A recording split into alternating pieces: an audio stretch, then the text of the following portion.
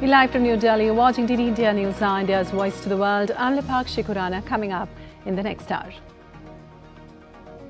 Shooting at Brown University in US during exams. 2 dead, 9 injured. Hunt for suspect still on. President Trump calls it a terrible thing. 2 US soldiers and an interpreter killed in suspected ISIS attack in Syria. Trump vows for a very serious retaliation. Israel forces eliminate Hamas leader and one of the architects of the October 7th massacre. Ukrainian President Volodymyr Zelensky is set to meet US and European representatives in Berlin to discuss the fundamentals of peace.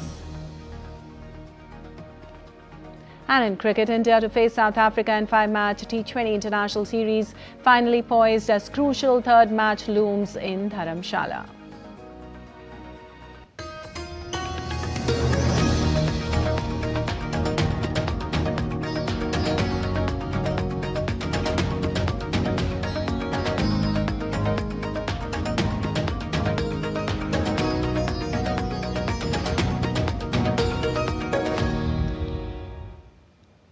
Let's begin with the mass shooting at Brown University, the prestigious Ivy League school in Rhode Island in the United States, where 2 people were killed and 8 were critically wounded.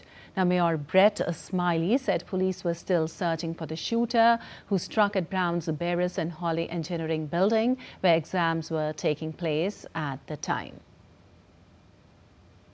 Well, Brown is on College Hill in Providence, Rhode Island state capital. The university has hundreds of buildings, including lecture halls, laboratories and dormitories. The Federal Bureau of Investigation and other U.S. federal officials were on the scene. While U.S. President Donald Trump has been briefed on the situation at Brown University, he called for prayers for the victims and said the incident was terrible.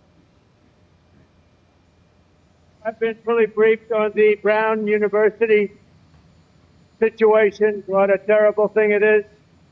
And all we can do right now is pray for the victims and for those that were very badly hurt, it looks like. And we'll inform you later as to what's happening, but it's a shame. It's a shame. Just pray. Well, the H-1B visa, long seen as America's bridge to global talent, is now at the center of a legal and political storm. California, along with 19 other U.S. states, have moved to court against the Trump administration, challenging a proposed $100,000 fee on new H-1B visas. Now, as policy changes tighten scrutiny and employers rethink hiring strategies, the future of skilled migration to the United States is heading for a decisive legal test. India's Nishcha Roy reports for more. The H-1B visa, what began as a bridge for skilled minds, is fast becoming a toll road where opportunity comes at a premium and the politics may cost more than the paperwork. California, along with 19 other US states, has filed a lawsuit in federal court in Boston seeking to stop Trump administration from imposing a $100,000 fee on new H-1B visa applications. California Attorney General Rob Bonta says the US president lacks the authority to impose such a fee, noting that federal law allows immigration agencies to collect only what is necessary to administer visa programs, not to reshape policy through pricing. The White House disagrees. Officials insist the fee is legal and part of a broader effort to reform the H-1B system, which the administration says has been misused and needs tighter controls. The H-1B visa provides legal access to work in the United States in high-skilled professions, offers exposure to advanced technology, global companies, and best practices, enables high earning potential and improved career growth opportunities, allows dependents to live in the US with limited work options for spouses, serves as a pathway toward long-term stay and permanent residency. But Trump administration's September 2025 rules tightened definitions for specialty occupations and degree relevance. Increased scrutiny affects firms filling large volumes of H-1B petitions. Trump administration introduced a one-time $100,000 fee for new H-1B fillings. US tech companies now dominate initial H-1B approvals, showing rising domestic demand. Once a gateway for global talent, the H-1B visa now faces uncertainty amid legal battles.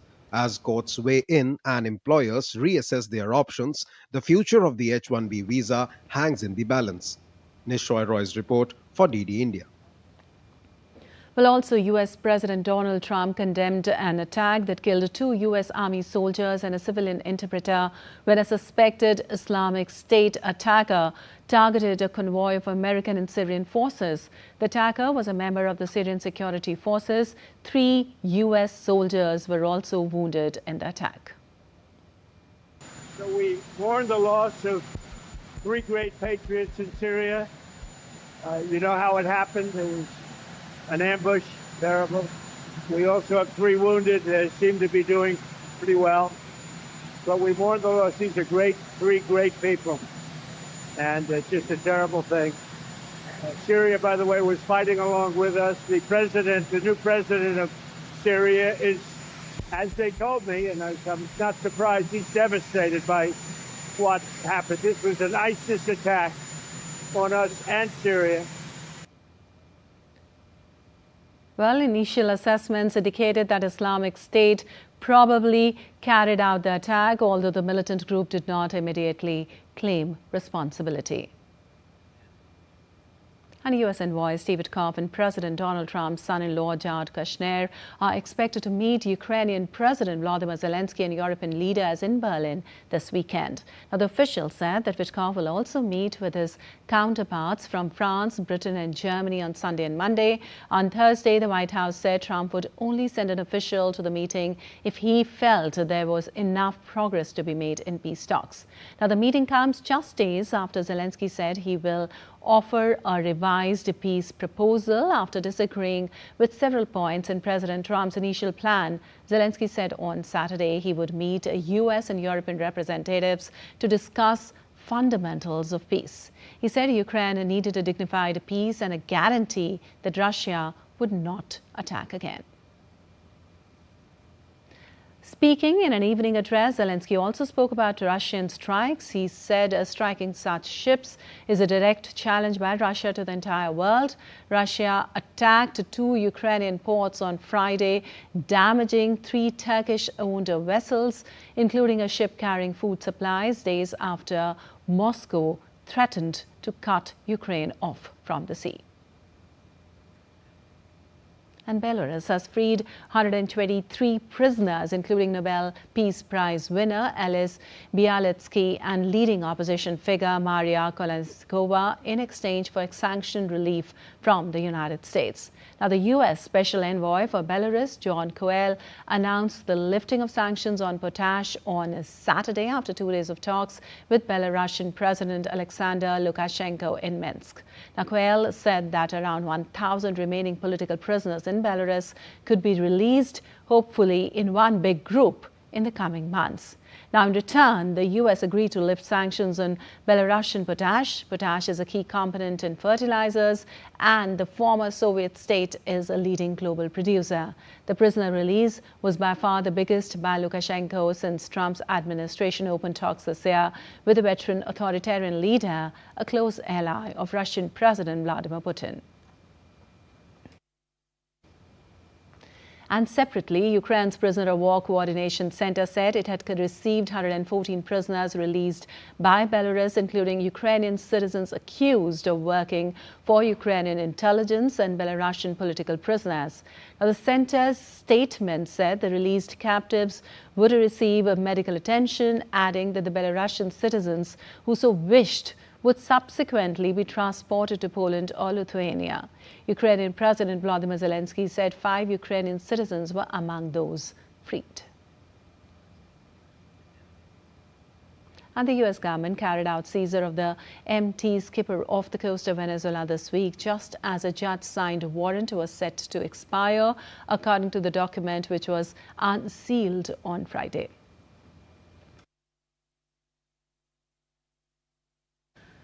Now, the warrant signed by U.S. magistrate judge on 26th of November gave the Trump administration authority to seize the vessel until 10th of December. The skipper left Venezuela's main oil port of Jos after loading some 1.8 million barrels of Venezuela's Mare heavy crude. Now, this week's seizure, which was condemned by the Venezuelan government of the vessel, was the latest escalation in growing tensions between Washington and Caracas. In recent months, the U.S. had carried out several strikes against suspected drug vessels in the region. President Donald Trump has repeatedly floated the possibility of a U.S. military intervention in Venezuela as the U.S. continues to build up its military forces in and around the southern Caribbean. Also, U.S. military aircraft and vessels, helicopters were observed operating in and around southern Puerto Rico. Two U.S. Navy San Antonio-class amphibious transport dock ships were also seen offshore at Puerto Las America. The activity comes amid heightened U.S. military operations in the Caribbean. In recent months, President Donald Trump has intensified pressure on Venezuela, overseeing a significant military buildup in the region. And hundreds of government supporters protested in Caracas against the U.S. seizure of an oil tanker in Caribbean waters. The protest, which also took place in many Venezuelan cities under the motto Great National Protest Against Americans' Piracy, brought together residents and officials, including the mayor of Caracas, who accused the U.S. government of seeking to take over Venezuela's resources. The seizure is the first of a Venezuelan oil cargo amid U.S. sanctions that have been enforced since 2019. The Trump administration has said the MT skipper was used to transport sanctioned oil from Venezuela and Iran. Venezuela's Defense Minister Padrino denounced the U.S. seizure of an oil tanker in the Caribbean as an act of piracy. And Thailand's leader vowed on Saturday to keep fighting on the disputed border with Cambodia as fighter jets struck targets hours after U.S. President Donald Trump said he had brokered a new ceasefire. Well, caretaker Thai Prime Minister Anuthin Charnvirakul said the Southeast Asian nation would continue to perform military actions until we feel no more harm and threats to our land and people. Trump, who brokered a ceasefire in the long-running border dispute in October, spoke to Anuthin and Cambodian Premier Hun Manet on Friday and said they had agreed to cease all shooting. Neither mentioned any agreement in statements after their calls with Trump, and Anuthin said there was no ceasefire. Also, Cambodia and Thailand have been exchanging heavy weapon fire at multiple points along the 817 kilometers, that is 508-mile border since Monday, in some of the heaviest fighting in the 5-day clash in July. Trump halted that fighting, the worst in recent memory, with calls to both the leaders. And still to come on DD India News Now. M23 advances in eastern Congo as U.S. accuses Rwanda of violating peace deal. Hong Kong court to deliver verdict in Jimmy Lai national security trial next week. And Bangladesh Election Commission seeks extra security amid poll unrest.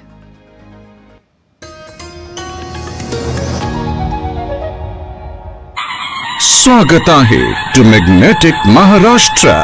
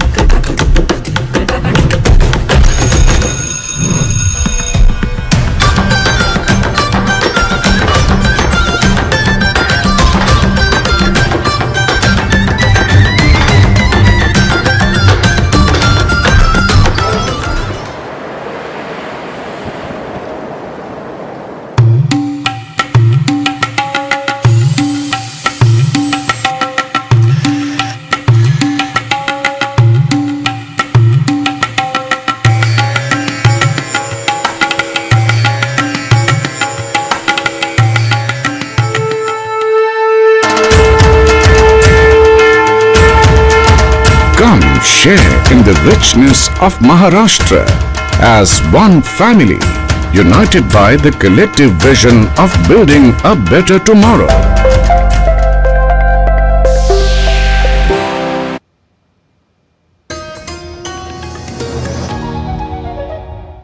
Welcome back. You're watching TT India News. I'm Lipakshi Khurana. Moving on, the Israeli military confirmed that its forces killed a senior Hamas leader in a strike in the Gaza Strip on Saturday. The Israel Defense Forces and the Shin Bet Security Agency said in a joint statement that Raad Saad, head of the weapon production headquarters in Hamas military wing, was killed. Well, the Israeli military claimed that Saad was directly responsible for violations of the ceasefire agreement by Hamas in recent months, accusing him of leading the continued production of weapons during the ceasefire. Israeli media reported that Saad was described as one of the planners of the October 7, 2023 attack and one of the last remaining senior leader in Gaza. Israel had tried to kill Saad in the past but failed. Meanwhile, Hamas issued a statement saying that an Israeli fighter struck a vehicle west of Gaza City, causing the deaths and injuries of several Palestinians. It condemned the Israeli side for intending to violate the ceasefire agreement through escalating violations. And campaigning kicked off on Saturday in the Central African Republic, with the unstable former French colonies voters set to cast their ballots in a quadruple whammy of elections on December 28th. Besides the national, regional and municipal lawmakers, Central Africans are set to pick their president, with Faustin Archange Touadera in pole position out of a 7-strong field to seek a third term. Now, thousands of supporters packed into a 20,000-seater stadium in the capital, Bangui, to listen to Touadera, accused by the opposition of wishing to cling on as president for life in one of the world's poorest countries. Now, both of Touadera's top critics on the ballot paper, ex-Prime Minister Henry Marie Dondra and the main opposition leader Anicet Georges Dolaguel, had feared they would be barred from the election over nationality requirements. Touring the capital's districts alongside a travelling convoy, Dolaguel warned that the upcoming vote represents a choice for national survival, a choice between resignation and hope.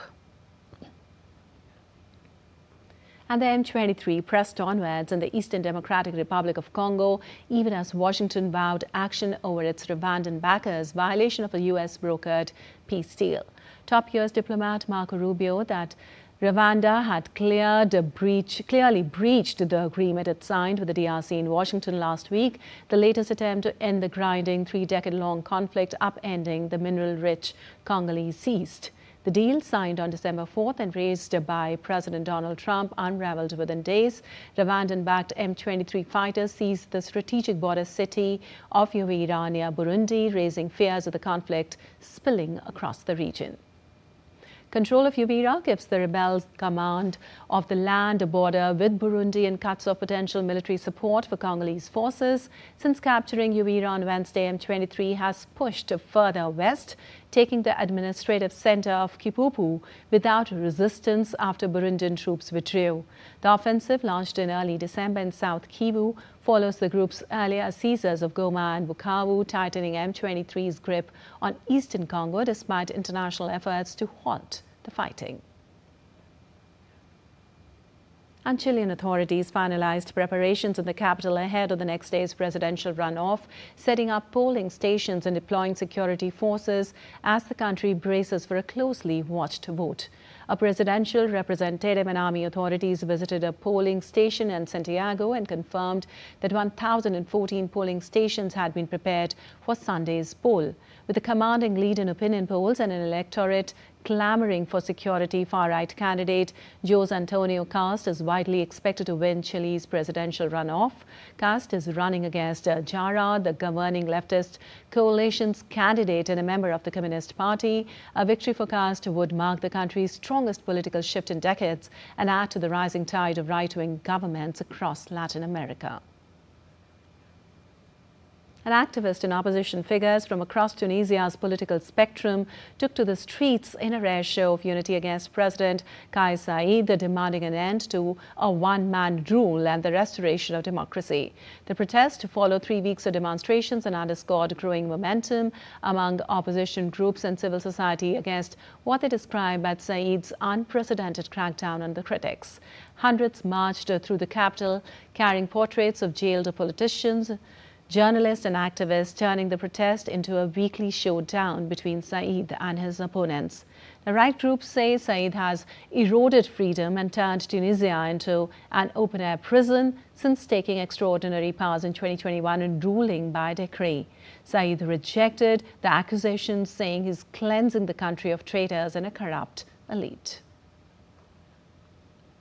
And former Bolivian President Luis Arce Catacora entered the San Pedro prison on Friday after a judge ordered him held in pre-trial detention for 5 months as part of an investigation into alleged embezzlement.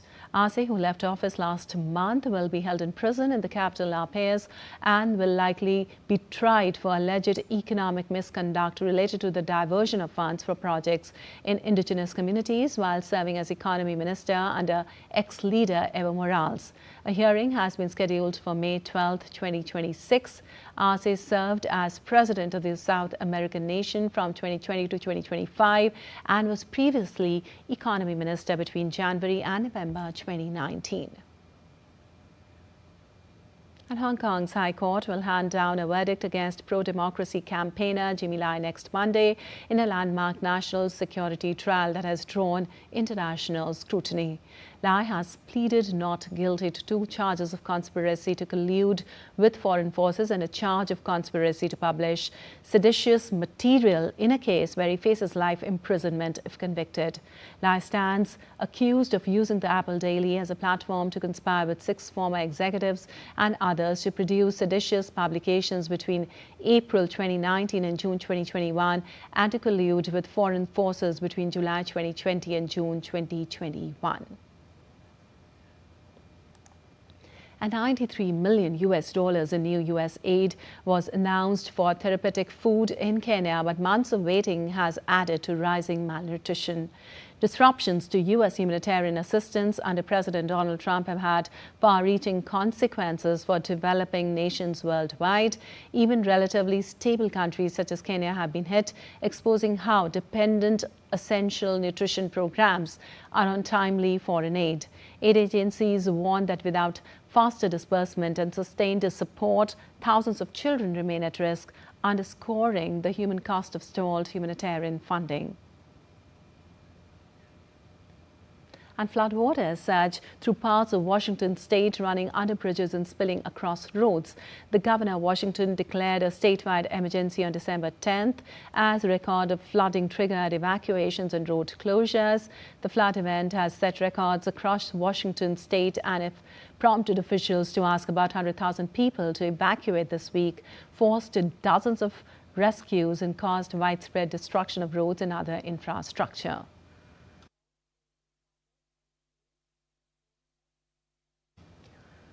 Well, Washington state is prone to intense spells of rainfall, but these storms have been exceptional. The atmospheric rivers this week dumped as much as 16 inches of rain in Washington's Cascade Mountains over about 3 days. And Bangladesh's Election Commission has sought additional police protection for its top leadership and officers nationwide, citing renewed unrest following the announcement of the schedule for the 13th national parliamentary election. Now, the Election Commission requested enhanced security for Chief Election Commissioner AMM Nasir Uddin, the EC Secretary and 4 election commissioners, stressing the need for uninterrupted and safe discharge of duties during the election period. The Commission asked for round-the-clock police escorts with vehicles for the officials and an additional escort vehicle for the CEC, who already has limited security coverage. The move follows a spike in violence after the poll schedule was announced on December 11th. An independent parliamentary aspirant and spokesperson of the Inqilab Manch, Sharif Osman Hadi, was shot a day later, heightening security concerns. Now, separately, unidentified attackers targeted election officers in Lakshmipur and Pirojpur. With the February 12th parliamentary polls and a referendum approaching, the EC's demand underscores growing anxiety over the security environment and raises fresh questions about the state's ability to ensure a peaceful and credible election amid rising political tensions.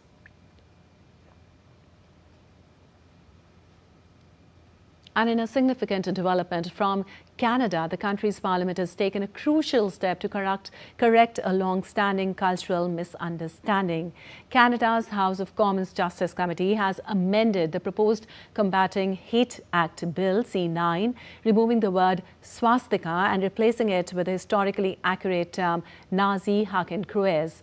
Community leaders have welcomed the amendment as a landmark decision protecting religious identity while continuing to combat hate. Our correspondent Dharamshala Singh reports for more from Canada. Our concern has been the usage of the word swastika in hate references and its association with Nazi in this bill. Swastika, as you know, is a Sanskrit word, and its meaning is prosperity and well-being of all. The word is used extensively in Jain, Hindu, and Buddhist religious texts, prayers, and rituals. Usage of swastika word in hate references deprives Jain, Hindu, and Buddhist Canadians their religious rights to use the word in their prayers. The vote on 9 December 2025 followed months of testimony and petitioning by more than 100 Hindus, Jain, and Buddhist organizations. The Justice Committee originally considered a clause banning display of the Nazi Hakenkreuz, also known as Nazi swastika. Community leaders argued that this wording equated their sacred swastika, a symbol of well-being and peace, with Hitler's hate emblem. The community unanimously agreed to remove any reference to the swastika. The Nazi Hakenkreuz, which is the symbol that used by the Nazis without using the word swastika in the English version of the bill. And so my amendment, all it does is remove the word swastika from the English version of the bill. And I hope that this is something that we can all agree on, given the community's representations. Thank you, Mr. Chair. Swastika word is very auspicious, is very sacred to Jain, Hindus, Buddhist, and several Dharmic communities. All these groups, with their allied partners, advocated with the Justice Committee and several lawmakers to remove swastika word from this bill. Advocacy groups like the Hindu Canada Foundation and the Coalition of Hindus of North America launched campaigns that generated nearly 9,000 emails to MPs and senators. Organizations said that the coordinating community testimonies, policy briefs, and grassroots outreach was key to success. Whoever made this policy, they did not take care of this into the account. So we had, I would say, whoever we spoke in our capacity on the policy making, different MPs, everybody understood the concern. Everybody understood that these two symbols are very, very separate and they should not be put together. That is why when the bill amendment was passed on 9th of December, you see it was passed unanimously. Bill C9, still moving through Parliament, aims to modernize Canada's hate crime framework. It creates offences for intimidating people at places of worship or community centres, makes hate-motivated crime a distinct offence, and bans the willful display of symbols like the Nazi Hakenkreuz and SS bowls when used to promote hatred.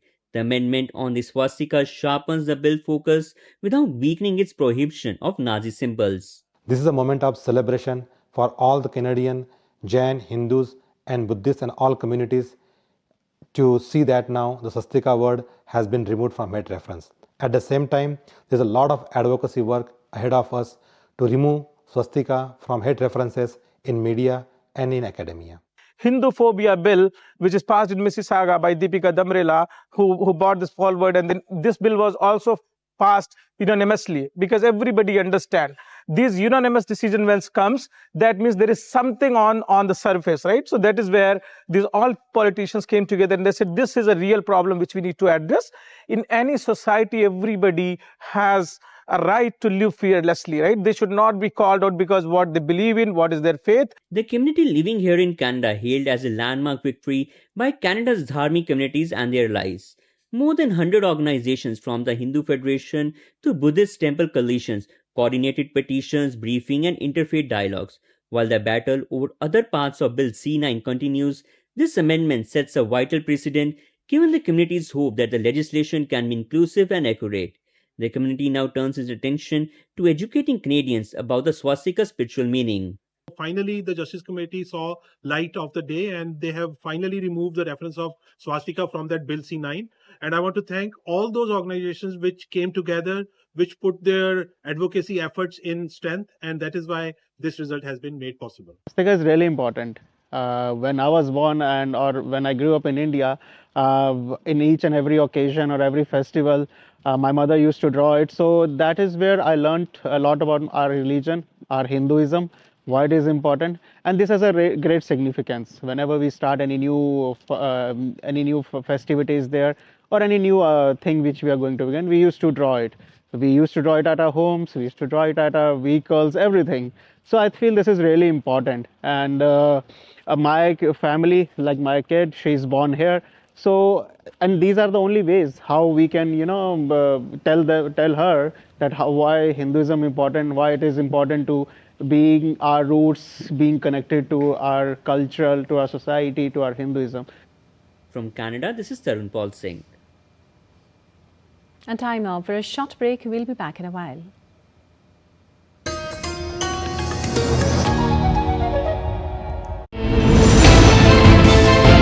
Geopolitics and trade deals. Economic challenges amid development. Hard work and the path to prosperity. It's the economy always. Between walkers, money is what money does and says. Supply creates its own demand. Between the bulls pulls and bears tears. When supply chains globalization and India rises to the podium. We'll get you centered with the Economic Brief at 8 p.m. every Thursday on DD India.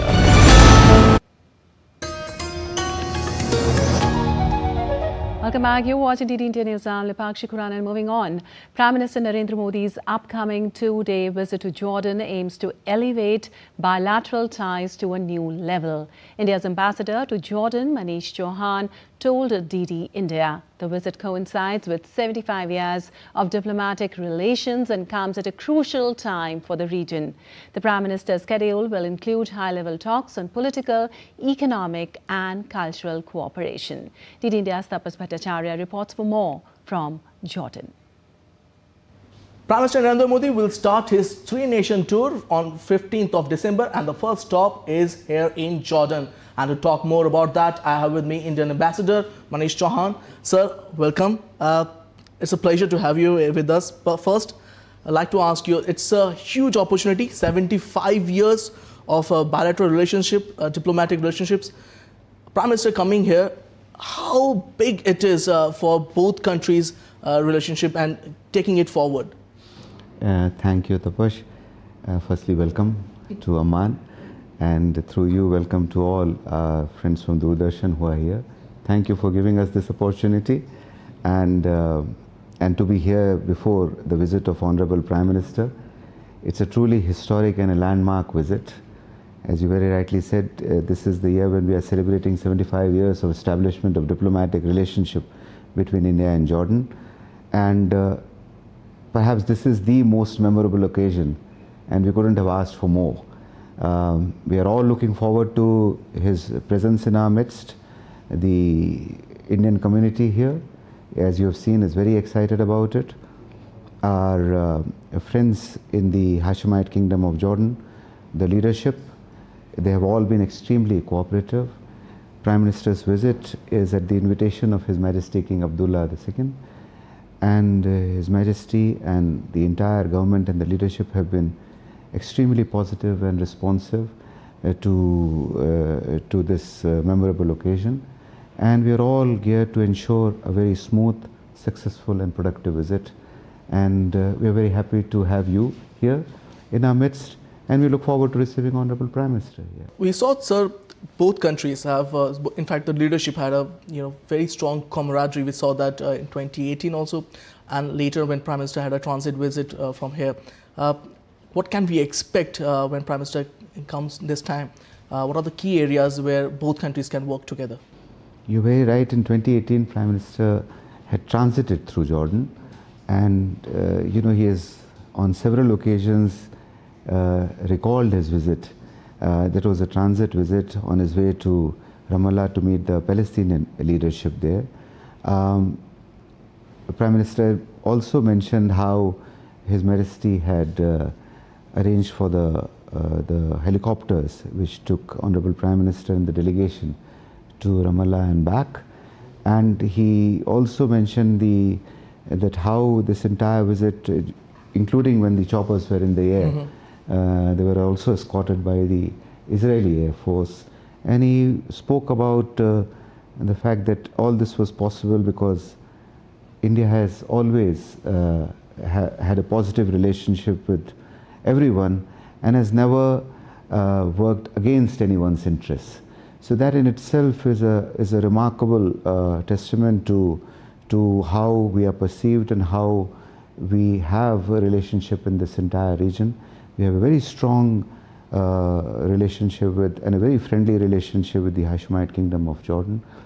Prime Minister's visit in this 75th year is one of the biggest that we have had from India to Jordan. This is his first full-fledged bilateral visit, and perhaps the first visit of this kind in this millennium, and perhaps in terms of scale and the scope and the timing, a most unique and unprecedented visit, I would say, to this part. It is, and I wanted to ask you about when India spoke about India, Middle East, Europe economic corridor. Jordan is part of that. Do you believe that in this meeting, in this bilateral relation, the new 75 years of completing, do we get a major headwind in that direction also? Is something can be done in that? There is a very strong economic relationship that we have with Jordan. The trade exceeds it's almost close to $3 billion, but there is scope for much more. We are a major importer of such critical minerals as phosphates from Jordan, which contributes to our food security.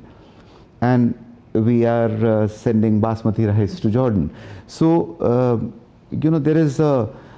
there's also a very strong connection when it comes to such sectors as tourism. Royal Jordanian has recently, in last few months, started a direct flight to India. There's scope for much more. So we already have a very strong foundation of economic cooperation. India, Middle East, Europe corridor is something that was initiated during the G20 presidency of India in New Delhi. And Jordan was not a part of the group that when it was started. But like any such initiative which spans continents, which spans countries and regions, it also takes a shape as it evolves. And the idea behind that corridor, as I understand it, is peace, stability and prosperity for all.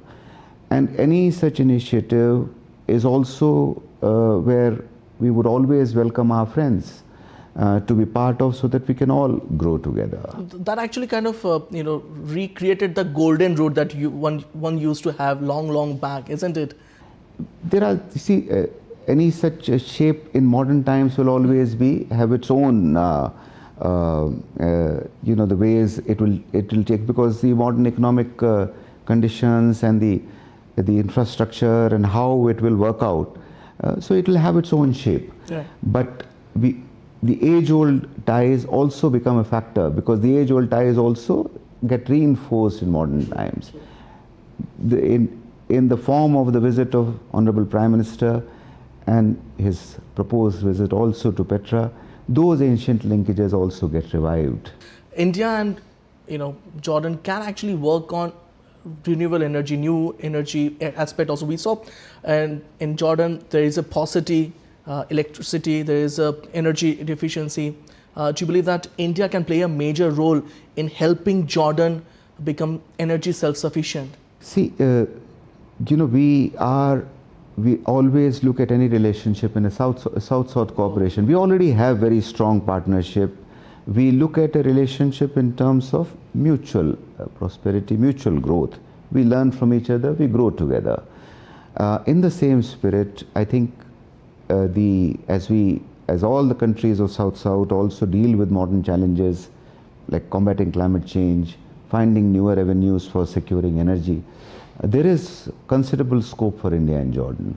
India has been playing a leading role in and has been adding to its capacity when it comes to be it solar or wind, and you very rightly noted Jordan has literally sunlight all through the year. Absolutely. There is scope for both cooperation, both in the solar, wind and all spheres. We would definitely like to work with our partners in Jordan for both our countries to cooperate and grow together. And in that same spirit, I think there are avenues, you're very right. We are looking at those areas to build a cooperation. In fact, I would also encourage you to perhaps see if you can meet the Minister of Energy of the Hashemite Kingdom. He's extremely positive towards cooperation with India, and he's also a graduate from India. Well, yes, and that's another thing, you know, we are opening new boundaries, new center of excellence here in Jordan. That is also something that both countries, you know, can work together, you know, with people-to-people enhancement, role enhancement. Do you believe that that's something that we are working really well with Jordan? Absolutely. We do have an India Center for Excellence, which is located in the Lucerne Technical University, which is mentored by His Royal Highness Crown Prince, who, weather permitting and let's keep praying, would be accompanying Honorable Prime Minister on his visit to Petra. So, like I said, there is, we already have some base to build upon. Jordan has considerable interest in India's expertise in the field of IT. There is the new field of AI. So there is, they are interested. As you would be aware, there is also a business forum that would be organized to coincide with the visit of Honorable Prime Minister. We are expecting some top Indian businessmen and leading lights in all such fields to be present. They will also be meeting the Jordanian business leaders. And this again would be, in its sheer scale and scope, would be unprecedented for India and Jordan. So we are very thankful both to the Indian authorities as well as the Jordanian authorities who have made sure that we are able to get a very strong business event together. You mentioned twice Petra, so I wanted to ask you something. I've been there, a beautiful place. That's truly remarkable. Shows what our ancestors, you know, once point of time, the humanity had. Something very close to what we saw in Petra in India too. Ellora temples, very much close to what they did. Do you believe that it's time that both countries come together and have some sort of an agreement through UNESCO maybe to do something like that? Both are ancient and very unique sites, and absolutely there is scope for us to work together, and also for, you know, as you noted, this connection between the Ellora caves and Petra. Like I said, this is a visit full of, as they say, possibilities. Honorable Prime Minister is coming here at a very significant moment, and we all are determined to make sure that this is not just a historic visit, but a visit with lots of outcomes and productive engagement, which will, you see, we need the encouragement of our leaders, all of us. Absolutely. And especially when you are engaged in a bilateral enterprise, the people, the officials all need the guidance. And when the two leaders, like His Majesty King Abdullah and Honorable Prime Minister, have such close engagement and understanding, and this willingness to work together and find solutions and promote peace, stability and growth together, I think it is incumbent upon us to build on that and take this relationship forward. There's something that I noticed here in Jordan. We were talking to some of the locals, drivers and all. They mentioned that there is a paucity of water here, especially when we move towards Petra or, you know, the border areas. There is a dire need for that. Do you believe that India's expertise in water resource management can be something that both countries can discuss at this particular, you know, in this when Prime Minister will be coming here? Tabajda, your visit here, along with the Doordarshan team, has also brought rains here. So rains are always welcome, but it is a fact that in this century, water will be a major issue. Conservation of water, accompanied by this climate change. So all the countries, especially the South, have this very strong possibility to work together. You're very right. This is an area where, again, India and Jordan can work very closely together. We hope to have some positive outcomes in this regard also during the forthcoming visit of Honorable, who himself is a keen practitioner and advocate of sustainability, as well as provision of water to the people and conservation of water. So this is an area where, again, he himself has tremendous experience. And Prime Minister himself talk about mission life all the time. Absolutely. So he himself has tremendous experience. You're very right. India is also working hard towards in this field, and we have a lot of experience which, again, we can share with our friends. And Jordan, as a friend, is always there for us to work together with in this very important field. Nowadays, India has been known as an IT hub. It's a country where the whole world now looks up to providing solution. Jordan, at this particular area in the Middle East, is turning out to be, IT hub itself. They're trying to level best to project themselves. Do you believe that both countries can work in that department as well? Absolutely. You mentioned the India Center. The India Center. So there is, you're very right, India is a giant in this area. We are constant, and there is that openness to deepening this engagement at all levels.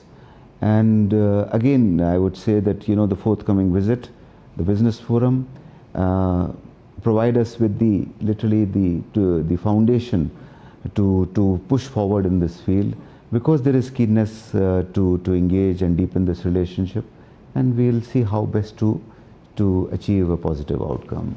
In India, sir, it's very easy nowadays to do digital transaction. You have gone there, you flash your mobile, scan, and that's the power of digital revolution. That's something that probably places like Jordan can also take a leaf out.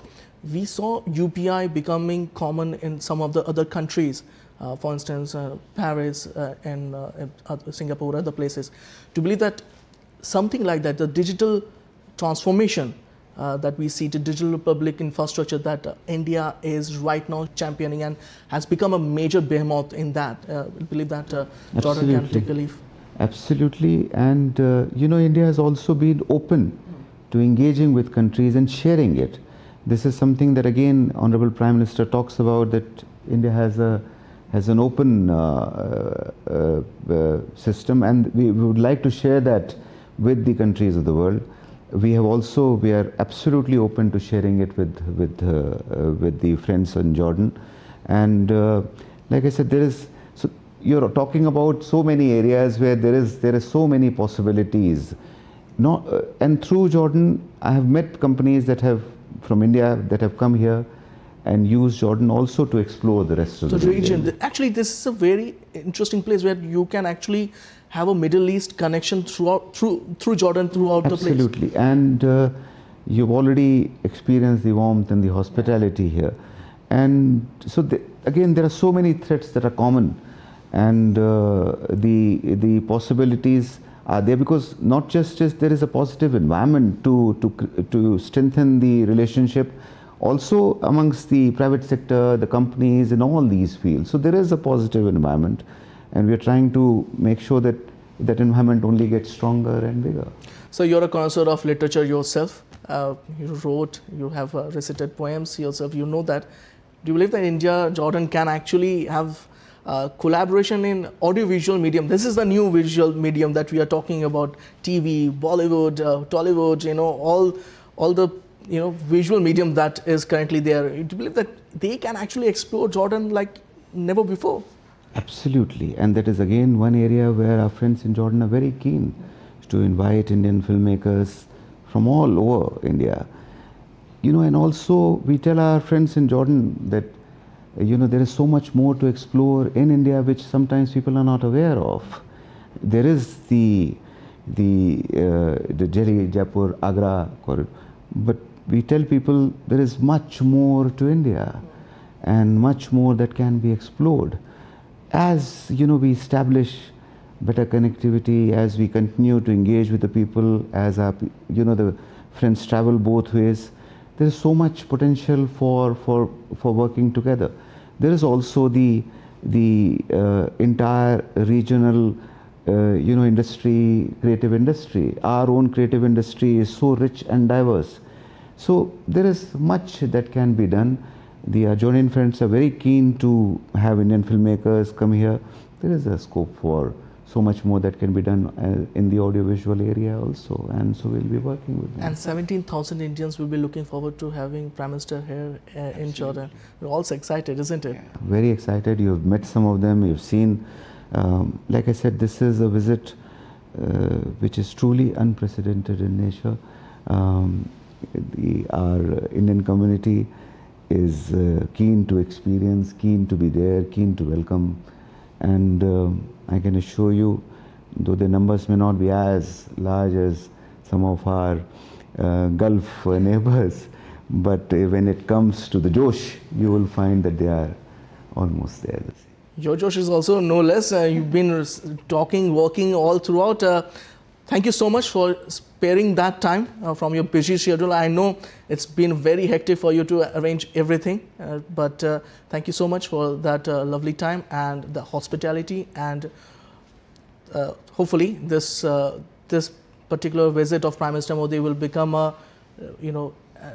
an epic and landmark visit in Jordan's and India's relationship. Thank you so much, sir. Thank you. So that was Indian ambassador to Jordan, Manish Chauhan. Absolutely happy the fact that Prime Minister Modi is coming here.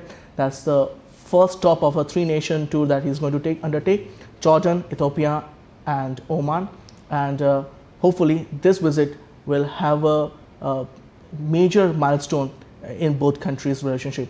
With my camera person Ashish, Jaishankar, and Pramod, this is Tapush Bhattacharya signing off from Amman, Jordan. All right, and Jordan's geography gives it strategic weight and for India, real opportunity. At the crossroads of West Asia, Jordan is emerging as India's gateway to the region. With stability, connectivity and Aqaba's Red Sea access, ties are set to deepen as Prime Minister Modi's visit opens new economic pathways as well. DD India's Tapush Bhattacharya reports for more from there.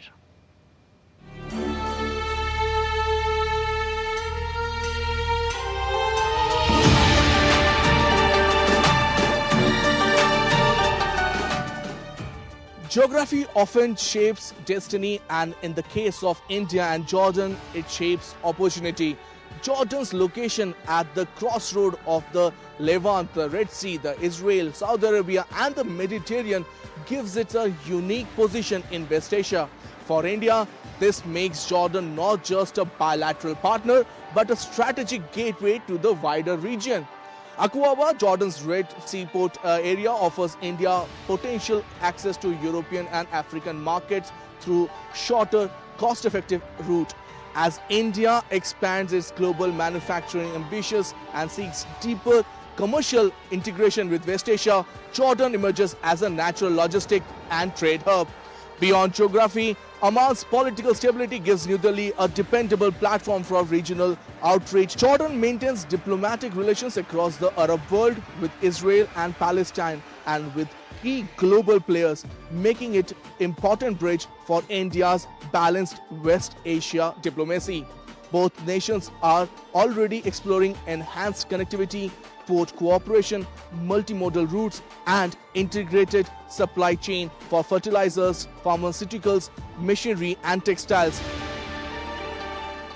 Jordan also offers opportunities for Indian investors in logistic parks, warehousing, renewable energy and industrial clusters. For Jordan, India's rising economic footprint and its role in the world's fastest growing major economy represents a long-term commercial promise. Trade missions, business councils and tech delegations between the two countries have laid groundwork for a more ambitious economic partnership. With Prime Minister Narendra Modi's visit, the spotlight turns to all new possibilities, a future where India and Jordan jointly shape connectivity, commerce and cooperation across West Asia. With Campus and Ashish, this is Taposh Bhattacharya for DD India from Jordan. Well, you're watching DD India News Hour. Time now for some sports news. After two contrasting games in the T20 International Series, the contest between India and South Africa is finally poised. With both teams locked at one win apiece, the focus now shifts to Dharamshala, where the third T20 International promises to be a crucial encounter in the 5-match series. All right, that's all for this edition of DD India News Hour. But let us know your thoughts on the news of the day. For those on the go, you can get all the latest news and updates from India and across the world on the DD India mobile app. The app is available on both Android and iOS platforms. Scan the QR code on the screen to download now.